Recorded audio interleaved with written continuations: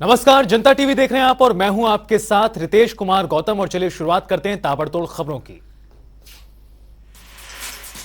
अयोध्या धाम road पर driving training testing institute का किया गया शुभारंभ। आरटीओ संजय सिंह और आरटीओ प्रवर्तन ऋतु सिंह ने हवन पूजन कर इंस्टीट्यूट का किया शुभारंभ। ड्राइविंग टेस्ट की ट्रेनिंग से संबंधित दी जाएगी जानकारी। मिर्जापुर में निजी अस्पताल ने पाई गई बड़ी उपलब्धि। आईवीएस तकनीक से पहली एंजियोप्लास्टी कर दिखाया करिश्मा। पॉपुलर हॉस्पिटल ने पाई है उपलब्धि। रामनगर में झोलाछाप डॉक्टरों के साथ अतिक्रमण पर होगी कार्रवाई। जिलाधिकारी ने संबंधित विभाग के अधिकारियों को दिए निर्देश। कहा, मासूमों और गरीबों की जिंदगी के साथ झोलाछाप डॉक्टर कर रहे हैं खिलवाड़। हल्द्वानी में बेघर किए गए लोगों के समर्थन में उतरे एएमयू छात्र। प्रोटेस्ट मार्च निकाल सरकार से फैसला वापस लेने की अपील। छात्रों ने कहा, उत्तराखंड की भाजपा सरकार मासूम लोगों के साथ कर रही है नाइंसाफी।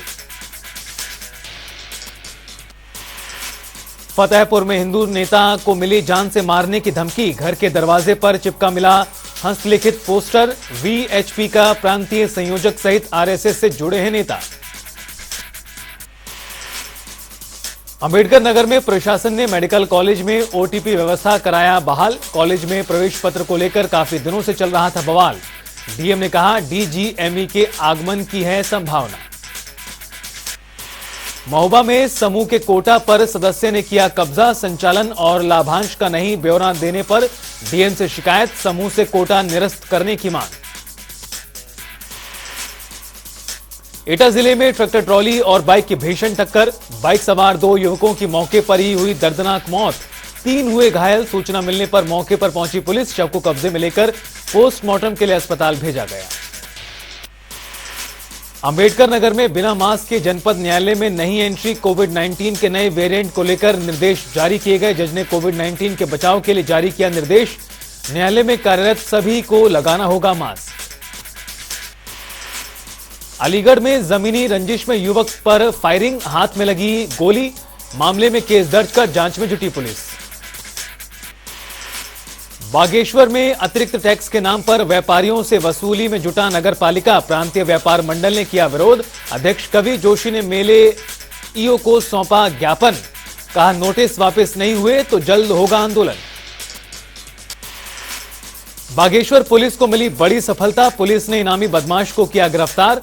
जल्द ही अन्य इनामी वांटेड अपराधियों की भी होगी धरपकड़। 5 इनामी बदमाशों के खिलाफ वारंट हुआ था जारी। उत्तरकाशी के पिंडकी में भीषण अग्निकांड। 3 मंजिला मकान चंद मिनटों में हुआ जलकर खाक। घटना से पीड़ित परिवार सकुशल निहाल निकला बाहर। कोई जानहानि नहीं। मौके पर पहुंची पुलिस और फायर ब्रिगेड ने पाया आग पर काबू। अमेठी में अज्ञात वाहन ने साइकिल सवार पीआरडी जवान को मारी जोरदार टक्कर। मौके पर ही पीआरडी जवान की मौत। सूचना पर पहुंची पुलिस जवान के शव को कब्जे में लेकर मामले की जांच पड़ताल में जुटी। इटावा में सनकी पति ने पत्नी की 3 मंजिला छत से फेंका। अस्पताल लेकर पहुंचे परिजन। डॉक्टरों ने किया मृत घोषित। देहरादून में राज्य स्तरीय युवा महोत्सव के शुभारंभ कार्यक्रम में शामिल हुए सीएम पुष्कर सिंह धामी। उत्तरांचल प्रांत के 2300 प्रांत अधिवेशन में भी होंगे शामिल। संभल में शिव मंदिर को लेकर भोले के भक्तों ने किया रोड जाम। कहा, मंदिर में 8 दिन पहले हुई थी चोरी। आज उसी मंदिर में की तोड़फोड़ और मंदिर की मूर्त को किया गया खंडित। उसी को लेकर पुलिस और भोले भक्त हुए आमने सामने। सहारनपुर में बसपा सांसद पर दूसरे दिन भी जारी है इनकम टैक्स की कार्रवाई। सांसद हाजी फजल रहमान के सभी ठिकानों पर हो रही छापेमारी। बिजनेस पार्टनर मुजीब के यहां रुड़की में भी हो रही है छापेमारी। खबर भदोही से, जहां जिला समाज कल्याण अधिकारी के सामने उनकी ही ऑफिस में शराब में टली होकर गाली देने और अभद्रता करने वाले चपरासी को डीएम गौरंग राठी ने सस्पेंड कर दिया है। घटना का वीडियो सोशल मीडिया पर वायरल होने के बाद मंगलवार की देर रात में ही डीएम ने तत्काल मामले का संज्ञान लेते हुए नशेड़ी चपरासी को निलंबित कर दिया। बकाया गन्ना भुगतान को लेकर राष्ट्रीय किसान मजदूर संगठन कार्यकर्ताओं ने किया प्रदर्शन। शुगर मिल गांगनौली गेट पर अनिश्चितकालीन धरना किया शुरू। संगठन के जिलाध्यक्ष ने कहा, शुगर मिल बकाया गन्ने का भुगतान नहीं कर रहा है। देहरादून में 2023 की शुरुआत में ही कोरोना के मिले 3 केस, 1 मरीज की मौत। स्वास्थ्य विभाग की चिंताएं बढ़ी। जिलाधिकारी ने मास्क और सैनिटाइजर के उपयोग करने का किया अपील। मुख्य सचिव और डीजीपी पहुंचे गोरखपुर एयरपोर्ट। दोनों अधिकारी आज एयरपोर्ट से सीधे गोरखनाथ मंदिर पहुंचेंगे। गोरखनाथ मंदिर में महायोगी बाबा गोरखनाथ के करेंगे दर्शन। विकास कार्यों, कानून व्यवस्था के मुद्दे पर करेंगे बैठक। खिचड़ी मेले को लेकर गोरखनाथ मंदिर का करेंगे निरीक्षण एवं समीक्षा बैठक। बिजनौर में सड़क हादसे में सिपाही की दर्दनाक मौत। अमरोहा में तैनात सिपाही की कार पेड़ से टकराई। सिपाही की मौत से पुलिस महकमे में दौड़ी शोक की लहर। थाना नूरपुर के रतनगढ़ इलाके का है मामला। भारत जोड़ो यात्रा को लेकर चंपत राय ने राहुल गांधी की प्रशंसा की। कहा, एक नौजवान पूरे भारत में भ्रमण कर रहा है, अच्छी बात है। चंपत राय विश्व हिंदू परिषद के नेता और उपाध्यक्ष हैं और वर्तमान में श्री राम जन्मभूमि तीर्थ क्षेत्र के महासचिव में कार्यरत हैं। उत्तराखंड के एडीजीपी वी मरुगेशन ने जानकारी देते हुए बताया कि अब प्रदेश के 1800 राजस्व गांवों की कानून व्यवस्था को रेगुलर पुलिस संभालेगी। सरकार ने राजस्व पुलिस व्यवस्था को समाप्त कर इन गांवों को रेगुलर पुलिस के अधीन करने के लिए आदेश जारी कर दिया है। आजमगढ़ में अवैध शराब पर आबकारी विभाग ने कमर कसी। कुल 8 टीमों का किया गठन। प्रत्येक तहसील के लिए एक टीम की गई है गठित। अवैध शराब की बिक्री और निर्माण को रोकने के लिए गठित हुई है टीम। फतेहपुर में शादी पार्टी के दौरान पटाखा जलाने से एक युवक बुरी तरह झुलसा। गंभीर हालत में परिजनों ने युवक को जिला अस्पताल में कराया भर्ती। पूरा मामला फतेहपुर के हदगांव के वार्ड नंबर 2 का बताया जा रहा है।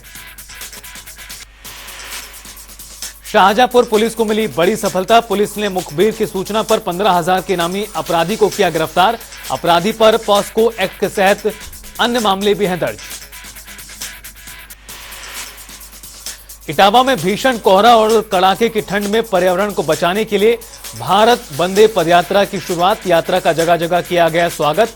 सुल्तानपुर निवासी आशुतोष पांडे ने पर्यावरण, शिक्षा, संस्कार और भारतीय संस्कृति के उद्देश्य से 4 दिसंबर को अयोध्या से निकाली थी यात्रा। कानपुर देहात इन्वेस्टर समिट और कानपुर देहात महोत्सव का डीएम ने जारी किया लोगो। जनवरी महीने में होगा कार्यक्रम आयोजित। 1600 करोड़ के एमओयू हो चुके हैं साइन। डीएम ने मौके पर मौजूद अधिकारियों को दिए दिशा निर्देश। फतेहपुर में बेकाबू कार अनियंत्रित होकर खाई में गिरी। नील गाय को बचाने के चक्कर में हुआ हादसा। कार में सवार 2 लोग गंभीर रूप से हुए घायल। घायलों को आनंद फानन में नजदीकी अस्पताल में कराया गया भर्ती। सहारनपुर में कायाकल्प योजना 2022 से 2023 के मूल्यांकन में जिला महिला अस्पताल ने पूरे प्रदेश में 6ठा स्थान प्राप्त किया। योजना के तहत 5 लाख रुपए का मिला नकद पुरस्कार। इस उपलब्धि से महिला अस्पताल के समस्त डॉक्टरों और स्वास्थ्य कर्मियों में खुशी का माहौल। फतेहपुर में चर्च में सामूहिक धर्मांतरण के मामले में पुलिस को मिले अहम दस्तावेज। जिले के लगभग 5,000 लोगों को प्रलोभन के माध्यम से जोड़ा गया था अपने साथ। 16 लोगों का नाम आया सामने। व्यवसाय के माध्यम से जोड़ा गया था अपने साथ। इटावा के एक दिल में बीते दिन किसान की झोपड़ी में भीषण आग लगने से दर्जनों मवेशियों की मौत हो गई थी, जिसके चलते आज प्रशासनिक अधिकारियों ने किसान के घर पहुंचकर घटना स्थल का निरीक्षण किया है और डीएम अवनीश राय ने पीड़ित किसान को 1 लाख की आर्थिक मदद पहुंचाने का जिम्मा उठाया। प्रशासन ने पीड़ित किसान को हरसंभव मदद पहुंचाने का वादा किया है।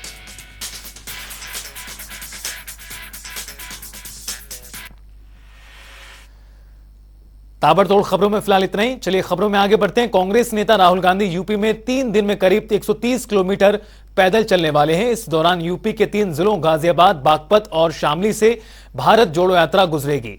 ये यात्रा 11 विधानसभाओं को कवर करेगी। उत्तर प्रदेश में राहुल गांधी की इस यात्रा का कितना फायदा होता है, ये देखना होगा। हमारी वरिष्ठ सहयोगी पूजा मोहन पांडे ने पूर्व विदेश मंत्री सलमान खुर्शीद से खास बातचीत की, सुनिए। साथ में पूर्व केंद्रीय मंत्री और भारत जोड़ो यात्रा के संयोजक सलमान खुर्शीद हैं, उनसे बातचीत करेंगे। सर, अभी मैं लगातार सुन रही थी, आप तमाम मीडिया हाउसेस से बातचीत कर रहे थे। उस दौरान आपने कहा कि भारत जोड़ो यात्रा पॉलिटिकल यात्रा नहीं है, ये नॉन पॉलिटिकल यात्रा है और भारत को जोड़ने की यात्रा है। लेकिन अखिलेश यादव का एक बयान सामने आता है, उसमें अखिलेश यादव कहते हैं कि हम वहाँ क्यों जाएंगे, क्योंकि वो तो कांग्रेस की अपनी इंटरनल और पॉलिटिकल यात्रा है। हम शुभकामनाएं दे सकते हैं, हम जा नहीं सकते। देखिए, मैं एक बात पहले स्पष्ट कर दूं ये जो शब्द है पॉलिटिकल इस्तेमाल किया जाता है, उसका मतलब ये होता है कि ये पार्टी पॉलिटिकल है। पॉलिटिकल सोच तो बहुत गहरी होती है, बहुत ऊंची होती है। पॉलिटिकल सोच आइडियोलॉजी के बारे में होती है। पॉलिटिकल सोच हमारी व्यवस्थाओं के बारे में, हमारी सोशल कंडीशंस के बारे में, हमारे हमारे समाज की जो पालिका के साथ संबंध हैं, जो न्याय व्यवस्था है और जो जो जो भी अधिकार एक व्यक्ति का होता है, इन सब के बारे में पॉलिटिकल सोच होती है। तो लेकिन लोग पॉलिटिकल सोच पार्टी पॉलिटिकल शॉर्ट हैंड के लिए इस्तेमाल करते हैं। जो भी है, ये लक्ष्य जो राहुल जी ने इस वक्त लिया है, वो सिर्फ देश को बचाने का लक्ष्य है। देश बचेगा तो फिर पॉलिटिक्स की बात कर लेंगे, पार्टी पॉलिटिक्स की बात कर लेंगे। विपक्ष कह रहा है कि देश बचे या ना बचे, लेकिन कांग्रेस में बिखराव बहुत ज्यादा है ग्राउंड पर, वो कैसे समेटा जाएगा? वो आए, हम हमारी मदद कर दें। अगर उनको इतनी चिंता है तो हमारी मदद कर दें। पहले तो वो आके हमारे लोग खरीद के ले जाते हैं, हमारी सरकारें तोड़ देते हैं, फिर कहते हैं बिखराव बहुत है। तो ये तो अच्छी बात नहीं है कि आप हमारे साथ ये सलूक करते हो फिर हम ही को बुरा कहते हो, तो बात तो अच्छी नहीं है। कम से कम ये तो कहा होता कि आपसे हमने इतने विधायक ले लिए हैं और हम इसके लिए आपको धन्यवाद कहते हैं, इतना तो कह देना चाहिए था कम से कम। लेकिन ये भी नहीं कहते हैं, हर चीज़ में बुराई हमारी ही निकालते हैं।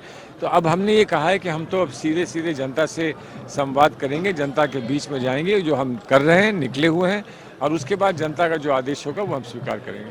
आरएलडी का समर्थन मिला यहाँ पर, सपा नहीं आई, बीएसपी ने भी अपनी शुभकामनाएं भिजवाई हैं, साथ में जिनकी उम्मीद नहीं थी उन्होंने भी शुभकामनाएं भिजवाई हैं। इसको कांग्रेस पार्टी किस तरीके से देखती है? हम तो ये कहते हैं कि जो हमारे मन में एक उम्मीद थी, एक जिज्ञासा थी, एक आशा थी, अगर वो सच निकल रही है, अगर उस पर लोग बढ़कर उसको समर्थन दे रहे हैं, तो इससे बेहतर और क्या हो सकता है। ये वर्ष 2023 के नव वर्ष का इससे बेहतर हमको तोहफा और क्या मिल सकता था कि हमने जो चाहा, हमने जो कहा, हमने जो प्रस्तुत किया, उसको लोग स्वीकार कर रहे हैं। सलमान सर, मैं एक चीज को बार बार कोड कर रही हूँ, वो कोड ये है कि 2024 के लिए ये यात्रा नहीं है। ये यात्रा कहीं ना कहीं कांग्रेस की रिबॉन्डिंग के लिए है और यूनाइट करने के लिए है। अगर मैं ये ठीक सोच रही हूँ तो प्लीज इस पे आप अपनी मोहर लगाएं। नहीं, ये ऐसा नहीं है कि एक यात्रा को हम ये कहें कि ये डाइसेक्ट करके सिर्फ एक ही इशू है। यात्रा का मुख्य इशू क्या है? इस देश को एक रखना है। कांग्रेस के लिए अगर देश एक है तो कांग्रेस एक है। ऐसा नहीं होगा कि एक देश होगा तो कांग्रेस बिखरी रहेगी। एक देश होता है एक सोच से, एक संकल्प से, एक फेथ से, एक बिलीफ से। और अगर वो हम पूरे देश को दे सकते हैं और पूरे देश को हम जोड़ सकते हैं तो कांग्रेस तो जुड़ी रहेगी, कोई समस्या नहीं। विपक्ष कह रहा है कि बार बार राहुल जी को लॉन्च करने के लिए इस तरह के चीजें की जाती हैं। ये तो उनको लगता है कि लॉन्च हो रहा है। राहुल जी तो राजनीति में हमारे राष्ट्रीय जीवन में इतने समय से रहे हैं और उनका इतना इम्पैक्ट हो चुका है कि उनको लॉन्च करने की आवश्यकता क्या है। उनका इम्पैक्ट है, अब वो बढ़ता हुआ इम्पैक्ट इन लोगों को पसंद नहीं आ रहा तो कह रहे हैं आप लॉन्च कर रहे हो। लॉन्च क्यों करेंगे? वो एक चीज़ लॉन्च कर रहे हैं, वो देशभक्ति की एक भावना जिसमें सब जुड़ जाएं, हिंदू, मुसलमान, सिख, ईसाई, बौद्ध, जैन सब जुड़ जाएं, उसको वो उन्होंने लॉन्च किया है और उस लॉन्च से ये लोग घबरा गए हैं। सर, एक चीज को कोट करना चाहूंगी, शिखर जी को पर्यटन स्थल बना दिया गया है। अभी आपने कहा कि तमाम लोग जुड़ जाएं। जैन समाज के एक जो मुनि है, उन्होंने अभी कुछ दिनों पहले अपने प्राण भी त्याग दिए। इसको लेकर के केंद्र सरकार से सीधे तौर पर सलमान खुर्शीद क्या कहना चाहेंगे, कांग्रेस क्या कहना चाहिए? देखिए, मैं ये कहना चाहूँगा कि पर्यटन बाद की बात होती है। पहले विश्वास, फेथ पहले आता है, पर्यटन उसके बाद आता है। कोई भी स्थल क्यों ना हो, अगर वो विश्वास से जुड़ा है तो उसके साथ साथ पर्यटन भी चलेगा, होगा, उसका भी स्वागत है। लेकिन पर्यटन एक खेल क्रीड़ा स्थल पर कैसा पर्यटन होता है, होटल में कैसा पर्यटन होता है, किसी नाइट क्लब में कैसा पर्यटन होता है, और किसी ऐसे स्थल पर जिसमें लोगों की आस्था है, वहाँ कैसा पर्यटन हो सकता है, इस पर विचार करने की आवश्यकता है। आप ये सब कुछ मिक्स नहीं कर सकते हैं। एक नाम देकर, एक लेबल लगाकर आप किसी की आस्था को ठेस नहीं पहुंचा सकते। ठीक है सर। सर मेरा लास्ट क्वेश्चन है आपसे। विपक्ष माफ कीजिएगा, कांग्रेस जो है वो इस समय 130 किलोमीटर पश्चिम में यात्रा कर रही है। कितनी उम्मीदें हैं चौधरी चरण सिंह की इस धरती से? देखिए, चौधरी चरण सिंह हम ना भूलें कि हमसे अलग हो गए थे, लेकिन उनकी जो राजनीतिक जीवन की शुरुआत थी वो कांग्रेस के साथ थी। तो कांग्रेस के लोग कहाँ कहाँ पहुँचे हैं, और कभी हमें बड़ा दुख होता है, आश्चर्य होता है कि कोई कांग्रेस से बढ़कर गया वो आज कांग्रेस को ही बुरा कह रहा है। हम ऐसे तो बुरे नहीं हैं। अगर हमने आपको बनाया, आपको बढ़ाया, आपको पहुंचाया, तो हम ऐसे बुरे नहीं हो सकते हैं। अगर आपको कोई बात हमें ऐसी लगती है जिससे आप संतुष्ट नहीं हैं, तो आप हमें बताइए। हम तो हर एक से सीखने के लिए तैयार हैं। हम क्यों नहीं सीखेंगे? जब हम जनता के बीच में जाते हैं तो हम वहाँ से भी ये अपेक्षा करते हैं कि हमको कुछ अगर अपने आप में कोई और इम्प्रूवमेंट लाना है तो जनता हमसे कहे और हम इम्प्रूवमेंट लाएंगे। लेकिन हमारा ये भी तो फर्ज बनता है कि जहाँ पर कुछ मामला बिगड़ रहा है वहाँ पर हम इम्प्रूवमेंट की अपेक्षा करें, हम सुधार की अपेक्षा करें। और तो पश्चिम में सुधार होगा कांग्रेस के लिए? पश्चिम में क्यों होगा? ये भारतीय के दिल में सुधार होगा, और हर भारतीय के दिल में सुधार हो जाए और हर भारतीय का दिल मजबूत हो जाए, इस भारत को एक रखने के लिए हमारा काम हो जाएगा। राहुल जी को ठंडी क्यों नहीं लग रही? अरे ये तो अब हम भी उनसे ही पूछेंगे। लेकिन देखिए, मैं इतना समझता हूँ कि प्रियंका जी ने भी इसका उल्लेख किया कि उनको ठंड नहीं लगती, इसलिए कि, लेकिन कुछ ना कुछ उन्होंने अपने आप को ट्रेन किया होगा, कुछ ना कुछ उनकी एक भावना अंदर से होगी, और कुछ ना कुछ ये मान के चलिए कि एक चमत्कार है। हमको ठंड लग रही है, उनको नहीं लग रही, तो कहीं ना कहीं तो कुछ चमत्कार है ना। ये सलमान खुर्शीद थे जिनको आप सुन रहे थे। वो साफ तौर पर कहते नजर आए और बेबाकी से हर एक पहलू पर जवाब उन्होंने दिया है साफ तौर पर कि किस तरीके से पश्चिम में चौधरी चरण सिंह को लेकर के बोलते नजर आए कि चौधरी चरण सिंह कांग्रेस से उन्होंने शुरुआत करी थी, और ये तो भाई बात जायज नहीं है ना कि कोई कांग्रेस से ही अपनी शुरुआत करे, और हमने देश को अगर इतना बड़ा लीडर दिया है तो वो हमसे ही बैर भाव रख ले। हालांकि आरएलडी का सपोर्ट मिला है, हमने बाहर आपको फ्लैग्स भी दिखाए होंगे कि आरएलडी के फ्लैग्स आपको नजर आएंगे, चौधरी जयंत चौधरी का समर्थन भी आपको नजर आएगा। कैमरा पर्सन आकाश के साथ मैं पूजा मोहन पांडे, बड़ौर। हमारे साथ में तो कांग्रेस की भारत जोड़ो यात्रा 9 दिन के ब्रेक के बाद यूपी पहुंच चुकी है, और उत्तर प्रदेश राहुल के इस यात्रा के कई मायने निकाले जा रहे हैं। इसको लेकर हमारी वरिष्ठ सहयोगी पूजा मोहन पांडे ने सांसद आराधना मोना मिश्रा से खास बातचीत की। सुनिए। भारत जोड़ो यात्रा की हर तस्वीर आपके साथ हम साझा कर रहे हैं। हमारे साथ में सांसद आराधना मोना मिश्रा जी हैं।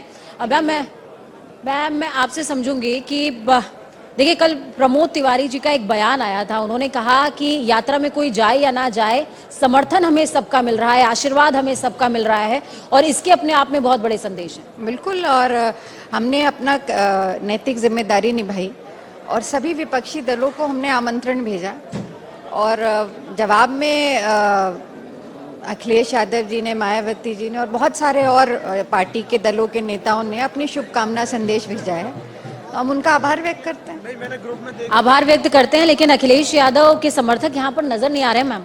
उन्होंने अपना संदेश भेजा, उन्होंने भाग लेने की बात नहीं करी, उन्होंने शुभकामना संदेश भेजा है, और राहुल जी को इस यात्रा के लिए बधाई भी दी है।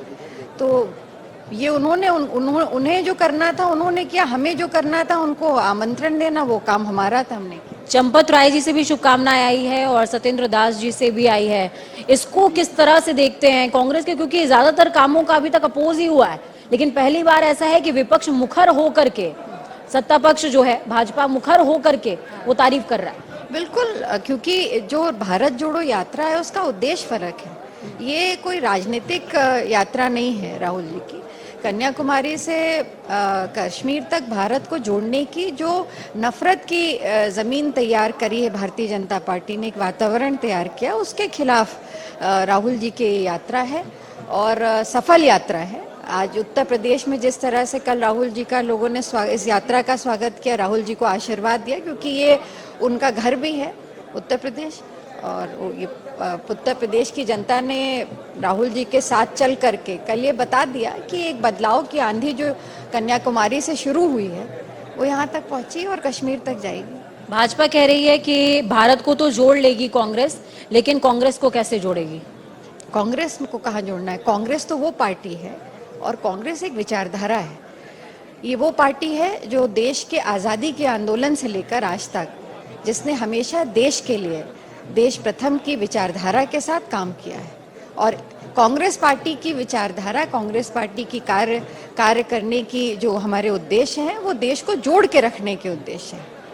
हम जात धर्म समुदाय के नाम पर न देश को बांटना चाहते हैं, न बंटने देंगे। और इसके लिए हमने पहले भी बहुत से बलिदान दिए। इंदिरा जी की शहादत हुई, राजीव जी की शहादत हुई, पर देश को टुकड़ों में बंटने नहीं दिया। और इसी उद्देश्य से राहुल जी चले हैं। 2024 में आराधना मोना मिश्रा कहाँ देखती हैं कांग्रेस को? देखिए, कांग्रेस पार्टी इस देश की सबसे पुरानी पार्टी के साथ साथ एक विचारधारा की पार्टी है। हमने देश की आज़ादी के बाद जिस देश में एक सुई नहीं बनती थी, उस देश में आज अगर मंगलयान पर पहुंचे हैं, तो ये जो कांग्रेस कार्यकाल के जो बड़े निर्णय रहे हैं, जो विकास के काम हुए हैं, चाहे वो इसरो को ले लीजिए, चाहे वो IITs ले लीजिए, आप एम्स ले लीजिए, जितने भी बड़े संगठन बने वो कांग्रेस की देन है। तो हमने इस देश को आगे ले जाने के लिए, और वो हमारा दायित्व था, वो हमारा कर्तव्य भी था, हमने उसको पूरा किया। तो वहीं प्रयागराज के संगम किनारे लगने जा रहे माघ मेले को योगी सरकार महाकुंभ 2025 की रिहर्सल के तौर पर देख रही है। आपको बता दें कि मुख्य सचिव माघ मेले की तैयारियों की समीक्षा करने पहुंचे हैं। समीक्षा करने के बाद मुख्य सचिव दुर्गा शंकर मिश्र ने तैयारियों और व्यवस्थाओं पर संतोष जाहिर किया है। उन्होंने कहा कि मेले में साफ सफाई की अच्छी व्यवस्था है। साथ ही बताया कि मुख्यमंत्री जी की इच्छा के अनुरूप माघ मेले को स्वच्छ, सुरक्षित और सकुशल ढंग से संपन्न कराया जाएगा। देख रहे हो कि अभी आगामी 6 तारीख को पहला तो हमारा ये पौष पूर्णिमा का जो है मेला है, और उसके बाद फिर 14 जनवरी को मकर संक्रांति है, 26 जनवरी को जाकर के ये वसंत पंचमी का है, फिर 5 फरवरी को वो अमावस्या, 21 जनवरी को हमारी जो है मौनी अमावस्या है, फिर 5 फरवरी को माघी पूर्णिमा है, और उसके बाद फिर 18 फरवरी को ये महाशिवरात्रि है। तो ये इतने सारे पर्व देखिए, बगैर किसी कहीं से बुलाए हुए पूरे देश भर से लोग यहाँ पे आए हुए हैं। इस समय करीब 50,000 से ज़्यादा लोग जो है यहाँ पे निवास कर रहे हैं। और सबसे अच्छी चीज़ की हमारे प्रशासन ने जिस प्रकार की व्यवस्था की, इतनी अच्छी सफाई की व्यवस्था है, सारी की सारी हर जगह लाइट की व्यवस्था, सफाई की व्यवस्था, लोगों को अच्छे से स्नान करने की व्यवस्था, ये शौचालय की व्यवस्था, हर तरह से उन लोगों को पूरी तरीके से। और पानी भी बिल्कुल शुद्ध है। आपको पानी आप देखेंगे गंगा जी में और जो हमारे संगम में बहुत अच्छा पानी लोगों को मिल रहा है। तो हमारी तरफ से ये पूरा का पूरा कोशिश है। हमारे माननीय मुख्यमंत्री जी ने जैसा कहा कि हम हर तरीके से पूरी कोशिश करेंगे कि जो लोग हमारे पूरे देश भर से माघ मेला के लिए आ रहे हैं, माघ मेला में वो एक अच्छा एक्सपीरियंस लेकर के हमारे उत्तर प्रदेश के बारे में एक बहुत पॉजिटिव फीलिंग लेकर के जब आप आते हैं, तो हमारा स्टेट बहुत केयर करता है आपका। हमारा स्टेट आप सबका बहुत ध्यान रखता है। अगर कहीं भी किसी को कोई कठिनाई होगी, हमारे सारे लोग, अभी आपने देखा कि यूथ को जोड़ा गया इसके साथ। ये हमारे जो बच्चे जो है, जो कॉलेज में पढ़ने वाले बच्चे, उनको जोड़ा गया। वो उसको देखें कि हमारी ये सनातनी परंपरा हजारों साल से यहाँ पे जो चल रही है, उस व्यवस्था में कैसे हम जोड़े और लोगों को हर तरह की सुविधा प्रदान करें। तो वहीं अयोध्या में राम मंदिर ट्रस्ट की बैठक का आयोजन किया गया। बैठक में श्री राम जन्मभूमि मंदिर के गर्भगृह में विराजमान होने वाले रामलला का स्वरूप कैसा हो, किस पत्थर से मूर्ति का निर्माण हो, उसकी लंबाई चौड़ाई कितनी है पर मंथन हुआ। वहीं आज की बैठक में भी इस विषय को लेकर चर्चा होगी कि इसके लिए उड़ीसा, कर्नाटक और महाराष्ट्र से 3 मूर्तिकला के बड़े विशेषज्ञ बुलाए गए हैं। राम मंदिर ट्रस्ट की बैठक में ये सभी लोग मौजूद थे और इन्होंने अपनी राय रखी। इसी को लेकर बैठक में आगे चर्चा होगी। इस दौरान अलग अलग प्रदेशों से आए मूर्ति विशेषज्ञ अपना प्रेजेंटेशन देंगे और ट्रस्ट गर्भगृह में विराजमान होने वाले रामलला के स्वरूप को लेकर कोई अंतिम फैसला लेगा। उड़ीसा से, कर्नाटक से और महाराष्ट्र से 3 अत्यंत श्रेष्ठ वे इस समय यहाँ पर आहूत थे, और भगवान रामलला का स्वरूप किस प्रकार का होना चाहिए, किस ऊंचाई की वो प्रतिमा बननी चाहिए और कैसे कैसे उसके सारे रंग रूप फीचर्स कैसे होने चाहिए, इन बातों की चर्चा हम लोगों की चली है। ये चर्चा अभी प्रवाह में है, निश्चित कुछ भी नहीं हुआ है, लेकिन हम चाहते ये हैं कि वह सर्वमान्य हो, उत्तम से उत्तम हो और सब लोगों की श्रद्धा उसके साथ जुड़ जाए। इस प्रकार भगवान का स्वरूप हम लोग वहाँ पर स्थापित करें। इसमें क्या बात है, मैं भी धन्यवाद करूंगा। एक नौजवान पैदल चल रहा है देश में, प्रशंसनीय बात है, इसमें खराब बात क्या है? आलोचना किसने की है? अभी मैं राष्ट्रीय स्वयंसेवक संघ का कार्यकर्ता हूँ, संघ में किसी ने आलोचना की है क्या? प्राइम मिनिस्टर साहब ने उनके पदयात्रा की आलोचना की है क्या? एक नौजवान देश का भ्रमण कर रहा है, देश को समझ रहा है, ये प्रशंसा की बात है।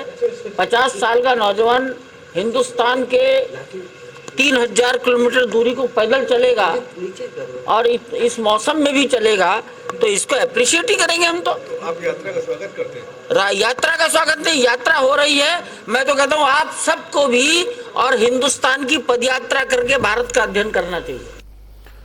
और चलिए खबरों में आगे बढ़ते रुख करते हैं एक बड़ी जानकारी का। ब्रेकिंग न्यूज से आपको रूबरू करा दें जो इस बीच सामने आ रही है।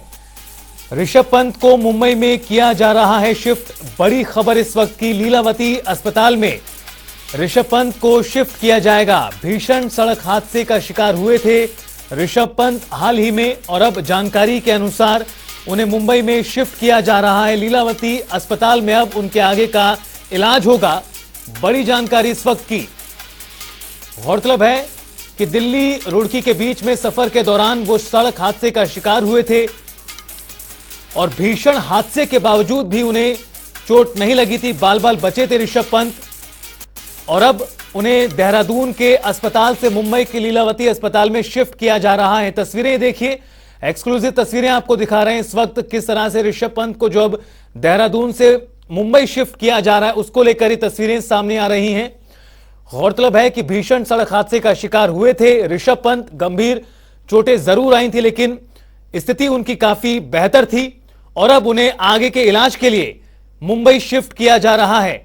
इस वक्त की सीधी तस्वीरें आपको दिखा रहे हैं देहरादून के अस्पताल से जो सामने आ रही हैं। मुंबई के लीलावती अस्पताल में शिफ्ट किया जाएगा ऋषभ पंत को और उसकी जो प्रक्रिया है वो शुरू हो चुकी है। इससे पहले दरअसल जानकारी सामने आई थी कि दिल्ली भी लाया जा सकता है ऋषभ पंत को, लेकिन अब मुंबई उन्हें शिफ्ट किया जा रहा है। रुकेंगे यहां पर एक छोटे से ब्रेक के लिए। जनता टीवी पर खबरों का सफर लगातार जारी है।